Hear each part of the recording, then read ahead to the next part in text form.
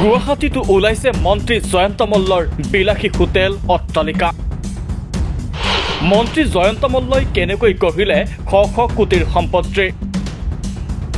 মন্ত্ৰী হোৱাৰ পাছত জয়ন্ত মল্ল বৰুৱাই ক'ত পালে আলাদিনৰ চাকি। 2011 চনৰ দৰিদ্ৰ জয়ন্ত মল্ল কেনেকৈ হ'ল শ শ কোটিৰ মালিক।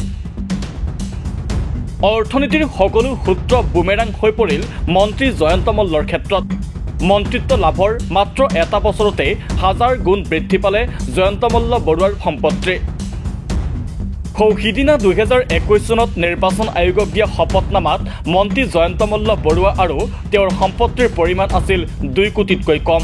2022 চনত তেওঁ লাভ কৰিলে মন্ত্ৰিত্ব আৰু 2023 চনত এয়া চাওক মন্ত্ৰীৰ উন্নয়নৰ নজিৰ। দিছপুৰৰ বিধায়ক আৱাসৰ গাতে মন্ত্ৰী জয়ন্ত মল্ল বৰুৱাৰ পত্নীয়ে ক্ৰয় কৰিলে 3 কঠা মাটি, য'ত তেওঁ নিৰ্মাণ কৰিছে 3 তাৰকাযুক্ত বিলাসী হোটেল, নাম কৈলাশ ৰেচিডেন্সি। আন সম্পত্তিৰ দৰে 2023 এপ্ৰিলৰ 26 তাৰিখে তেওঁ পত্নীৰ নামত ক্ৰয় কৰিছে কেইবা কোটি মূল্যৰ এই মাটি। মন্ত্ৰী জয়ন্ত মল্লৰ আৰ্থিক উন্নয়নৰ গ্ৰাফডালৰ ক্ষেত্ৰত হাৰ মানিলে অৰ্থনীতিৰ সকলো সূত্ৰই। পিছে অস্বাভাৱিক এই সম্পদসমূহত চকু নপৰে আয়কৰ ইডিৰ। দুৰ্নীতি দেখিলে বাঘৰ দৰে জঁপিওৱাৰ কথা কোৱা মুখ্যমন্ত্ৰীৰ তদাৰকী কুশু এতিয়া কুম্ভকৰ্ণ নিদ্ৰাত। শনিবাৰে ৰাইজৰ দলৰ নেতা অখিল গগৈয়ে ফাদিল কৰে মন্ত্ৰী জয়ন্ত মল্ল বৰুৱাৰ গুৱাহাটীৰ এই সম্পত্তি। এতিয়া মই আপোনালোকক সুধিব খুজিছো যে এজন মানুহৰ কিমান টকা থাকিলে একেদিনাই ৰঙিয়াত 40 বিঘা মাটি কিনিব পাৰে, একেদিনাই 26 এপ্ৰিল 2023, আৰু একেদিনাই গুৱাহাটীত আটাইতকৈ ধনী এলেকাত তাত মাটিৰ মূল্য নাথাকে। তাৰমানে মুখত যিটো নাম আহিব সেইটোৱে দাম। তাত যিডোখৰ আমাৰ গণেশগুৰিৰ সেই পাৰ্টটো আটাইতকৈ মানে চহকী পাৰ্টটো, আৰু সেই পাৰ্টটোত মানে মাটিৰ কোনো মূল্য নাথাকে। আপোনাৰ মুখত যিটো আহিব মালিকৰ সেইটোৱে তাত মাটিৰ মূল্য। এইটো কথাত যদি কোনোবাই কয় যে নহয় 10 কোটি টকা, তেতিয়াহ'লে 10 কোটি টকাই তাতে, এইটো কোনেও নাজানে কিমান টকা।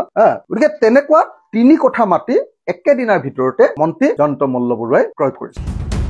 আপোনালোকে শুনি আচৰিত হ'ব, 2011 চনত মন্ত্ৰী জয়ন্ত মল্ল বৰুৱা আৰু তেওঁৰ পত্নী আছিল দৰিদ্ৰ। 2010 বৰ্ষৰ তেওঁৰ আয় আছিল সৰ্বমুঠ 3,52,927 টকা। সেই বৰ্ষত তেওঁৰ পত্নীৰ আয় আছিল 2,18,783 টকা। পিছে ৰাজনীতিৰ জখলাডালত বগোৱাৰ পাছত আৰু থমকি ৰ'ব লগা হোৱা নাই দুয়ো পতি পত্নী। সকলো ব্যৱসায়ত লাভ লোকচান থাকে যদিও কাহানিও লোকচান হোৱা নাই তেওঁলোকৰ। দুপে উন্নতি কৰি 2021ত মুঠ সম্পত্তি হ'লগৈ প্ৰায় 2 কোটি টকা। পিছে আলাদিনৰ চাকিডাল তেওঁ লাভ কৰিলে মন্ত্ৰী হোৱাৰ পাছত। সম্পত্তি ওলালগৈ শ শ কোটিৰ। মন্ত্ৰী জয়ন্ত মল্ল আৰু তেওঁৰ পৰিয়ালে হঠাতে ইমান বৃহৎ পৰিমাণৰ সম্পত্তি কেনেকৈ আহৰণ কৰিলে তাকে লৈ প্ৰশ্ন উত্থাপন হৈ থকাৰ সময়তে অখিল গগৈৰ বিস্ফোৰণ। জনস্বাস্থ্য কাৰিকৰী মন্ত্ৰী জয়ন্ত মল্লই জল জীৱন মিছনৰ ঠিকাৰ কমিছনেৰে ইমান সম্পত্তি গঢ়াৰ অভিযোগ অখিল গগৈৰ। মই মুখ্যমন্ত্ৰীক এটা কথা কওঁ, মুখ্যমন্ত্ৰীয়ে যে কৈছে যে এতিয়া মন্ত্ৰী আছে, মন্ত্ৰী গ'লে কেনেকে চলিব। মই মুখ্যমন্ত্ৰীক এটা কথা কওঁ, এতিয়া খেতিয়ক হৈ যেনে তেনে কষ্ট কৰি হাল বাই আছে, বুঢ়া হলে কেনেকে চলিব। ৰোৱনীগৰাকী বয়স হলে কেনেকে চলিব। শ্ৰমিকজন যিজনে আপোনাৰ ঘৰত 250 টকা বা 500 টকাত কাম কৰে, আপোনাৰ একদম দালানটো ওপৰত ওলমি ৰং কৰি দিয়ে, ওলমি আপোনাৰ 5 মহলীয়া দালানটো, সেই মানুহজন বয়স হলে কেনেকে চলিব। অংগনবাদী কৰ্মীবিলাক বয়স হলে কেনেকে চলিব। আমিতো MLA বিলাকে পেঞ্চন পাম, বোধহয় আজিৰ দিনটোত আমাৰ পেঞ্চন 85,000 মান টকা হয়গে নেকি, চববিলাক মিলাই 60,000 টকা বোধহয় হেৰিয়াৰ মানে এইটো পেঞ্চনটো, আৰু বোধহয় 20,000 নে 25,000 টকা এটা। এইদৰে নিতৌ ন সম্পত্তিৰ তালিকা ওলাই আছে মন্ত্ৰী জয়ন্ত মল্লৰ। নামত থকা সম্পত্তিৰ এয়া এটা অংশহে। বেনামী সম্পত্তি ক'ত কিমান আছে সেয়া কোনেও নাজানে। মন্ত্ৰী আজি আছে কালি নাই। মুখ্যমন্ত্ৰীৰ এই মন্ত্ৰীবোৰৰ প্ৰতিক্ৰিয়া দি অখিল গগৈয়ে কয়, মই কৈ আছো দুষ্ট মানুহবিলাকৰ এজন ডাঙৰ প্ৰতিনিধি।